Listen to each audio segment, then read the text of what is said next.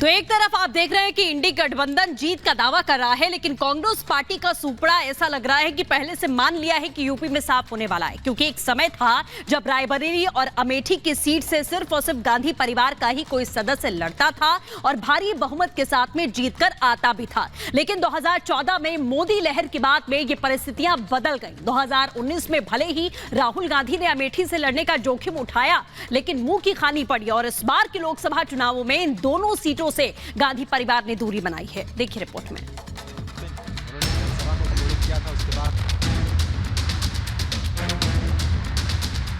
लोकसभा चुनाव में अब गिनती के दिन बचे हैं। चुनाव की तारीखों का ऐलान होते ही तमाम राजनीतिक दलों ने अपने चुनावी क्षेत्र में किलेबंदी और दूसरे के दुर्ग पर चढ़ाई की तैयारी तेज कर दी है। बीजेपी जहां 24 के चुनाव में 370 सीट जीतने का दावा कर रही है, तो वहीं दूसरी तरफ देश के मुख्य विपक्षी पार्टी कांग्रेस चुनाव से पहले ही हथियार डालने का संकेत दे रही है। सूत्रों की माने तो हालत यह है कि गांधी परिवार का कोई भी सदस्य अमेठी और रायबरेली जैसी पारंपरिक सीट से चुनाव लड़ने की हिम्मत नहीं जुटा पा रहा। राहुल और प्रियंका दोनों ने ही अमेठी और रायबरेली से चुनाव लड़ने से इनकार कर दिया। पारंपरिक सीटों से गांधी परिवार का पलायन, ये बात किसी से छिपी नहीं है कि अमेठी और रायबरेली की सीट गांधी परिवार की पारंपरिक सीट कही जाती रही है। हालांकि पिछले लोकसभा चुनाव में अमेठी में राहुल गांधी को मिली करारी शिकस्त ने अमेठी से गांधी परिवार का दबदबा खत्म कर दिया, लेकिन सोनिया गांधी ने रायबरेली सीट जीतकर कुछ हद तक प्रतिष्ठा बचा ली। लेकिन सूत्रों की माने तो अब आगे गांधी परिवार के लिए अमेठी और रायबरेली की पारंपरिक सीट बचाए रखना मुश्किल नजर आ रहा है, क्योंकि इस बार न तो राहुल गांधी अमेठी से चुनाव लड़ने को तैयार हैं और न कि प्रियंका गांधी रायबरेली से चुनाव लड़ने को राजी हुई हैं। अमेठी से राहुल गांधी जी की हार, बहन स्मृति ईरानी जी की भयानक नरेंद्र मोदी जी की जीत, रायबरेली से सोनिया जी का सीट छोड़ना, राज्यसभा के थ्रू एमपी बनने की भूख, प्रियंका जी का इन सीटों पे न जाना, ये बता रहा है कि इन लोगों को अब ऐसा ही कोई वायनाड जैसा जगह चाहिए जहां वो सिर्फ और सिर्फ उन लोगों के बदौलत जीतने की इच्छा रखते हों जो गौ माता की सरेआम हत्या करते हों। ये उनके मार्फत जीतना चाहते हैं जो हिंदू धर्म का अनादर करते हैं। ये उनके मार्फत अब जीतना चाहते हैं जो सत्य सनातन धर्म को चकनाचूर करना चाहते हैं, नष्ट करना चाहते हैं।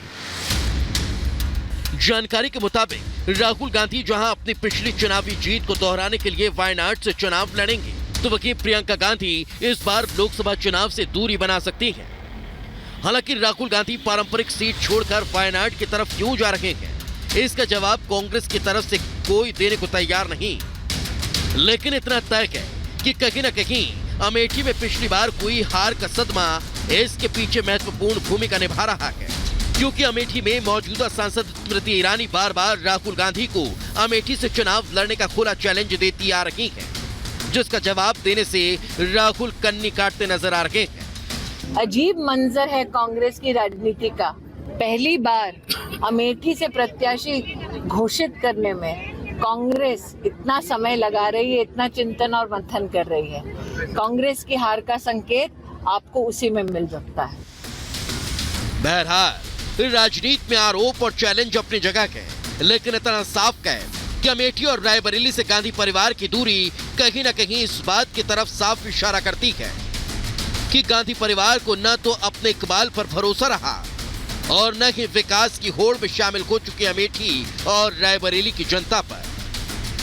Bureau report, Republic Bharat. Delhi के मुख्यमंत्री अरविंद केजरीवाल की मुश्किलें अब दोहरी हो चुकी हैं। शराब घोटाला मामले में नवा समन दिया गया है, तो जल बोर्ड मामले में आपको बता दें पहला समन अरविंद केजरीवाल को मिल चुका है। हालांकि शराब घोटाले की तरह ही आम आदमी पार्टी के तमाम नेता और प्रवक्ता इस वक्त जल घोटाले मामले में भी इसे पूरी तरीके से बीजेपी की साजिश करार दे रहे हैं। देखिए रिपोर्ट में।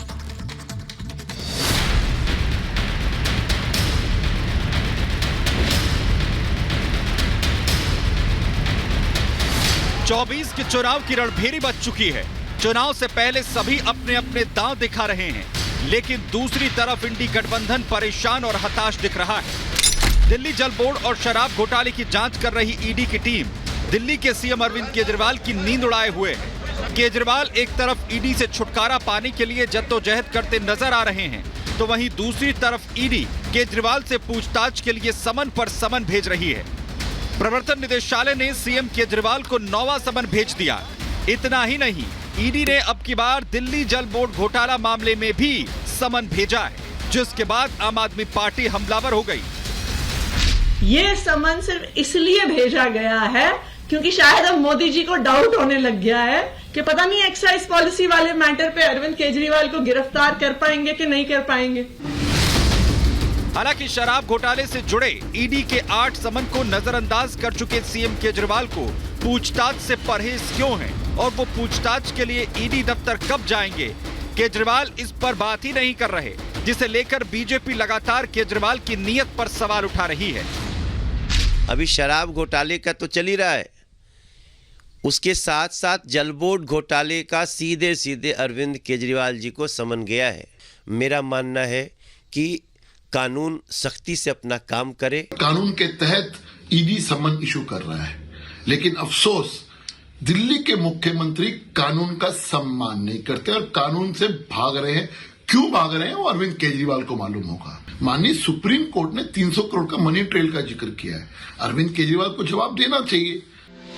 एक तरफ जहां केजरीवाल के समन को लेकर आम आदमी पार्टी बीजेपी पर हमलावर है, तो वहीं अब कांग्रेस के युवराज राहुल गांधी ने फिर ऐसा बयान दे दिया जिससे सियासी पारा गर्माता नजर आ रहा है। इतना ही नहीं, राहुल के बयान पर सपा ने भी सुर में सुर मिला दिया। जरा सुनिए। किसी न किसी दिन बीजेपी की सरकार बदलेगी और फिर कार्रवाई होगी, और ऐसी कार्रवाई होगी कि मैं गारंटी कर रहा हूं ये फिर से कभी नहीं होगा। केवल विपक्षी दलों के नेताओं पे ही एजेंसियों की कार्रवाई हुई, और अगर इन सवालों को आदरणीय राहुल गांधी जी ने उठाया है और इस बात को कहा है कि सत्ता में आने के बाद इन एजेंसियों की जवाबदेही तय होगी, तो आदरणीय राहुल गांधी जी ने जो बात कही है उसका समाजवादी पार्टी समर्थन करती है।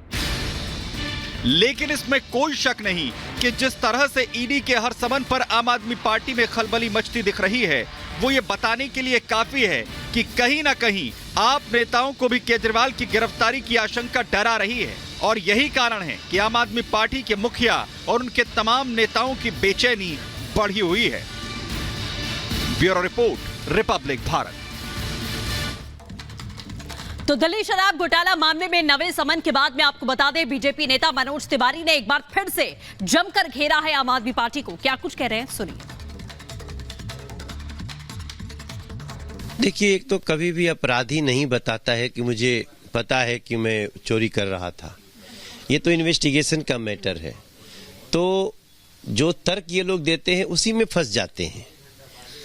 अगर आपको 7 सम्मन दिया गया, 8 सम्मन दिया गया, और फिर भी आप सम्मन का जवाब देने नहीं गए, और 2 साल बाद आप कहते हैं कि चुनाव में रोक रहे हैं, तो 2 साल पहले तो चुनाव नहीं था, आपको सम्मन के बाद जाना चाहिए था।